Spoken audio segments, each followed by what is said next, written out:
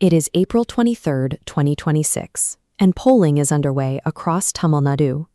But in the Manapparai constituency, the democratic process is about to violently derail.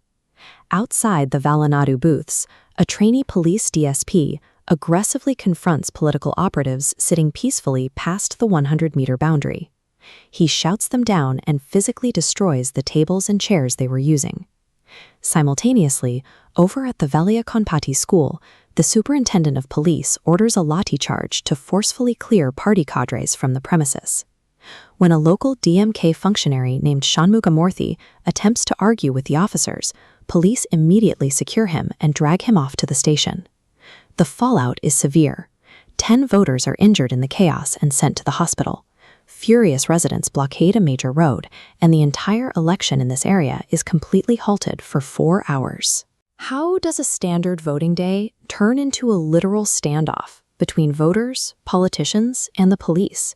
To understand the violence, we have to look at the math and the map of Manapparai. This timeline chart illustrates the political control of the region over the years. Notice the unbroken streak of AIAMDK victories, right up until 2021, when a DMK allied party finally broke their grip. Now look at the 2026 column. AIAMDK has brought in a fresh candidate to win back their traditional stronghold, while new disruptor parties jump into the fray to siphon away votes. The margins here are incredibly tight. In a zero-sum environment where every single vote is heavily contested, standard political campaigning naturally escalates into aggressive, territorial combat.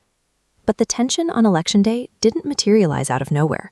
The relationship between local party operatives and law enforcement had been steadily deteriorating for years.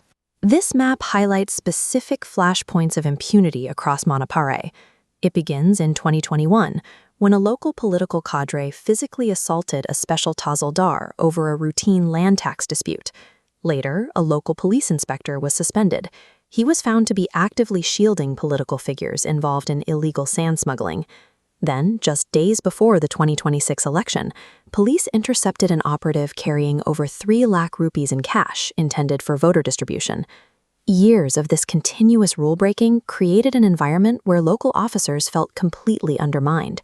Law enforcement was forced into a highly reactive, paranoid state.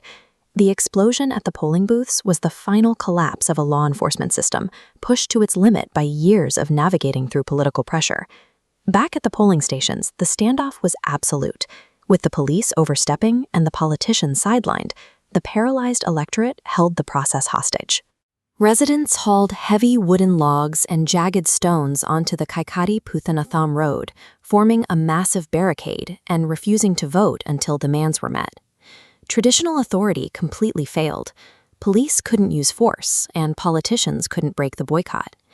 The standoff forced authorities to act directly. The local MLA, the deputy superintendent of police, and election officials had to walk out to the barricades and negotiate face-to-face with the citizens. After repeated talks, the authorities yielded.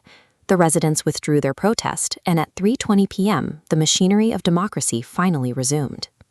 In Manapparai, state enforcement and political influence were rendered useless by a local refusal to participate. The day ended only when officials accepted they had no authority until the voters decided to return to the booths.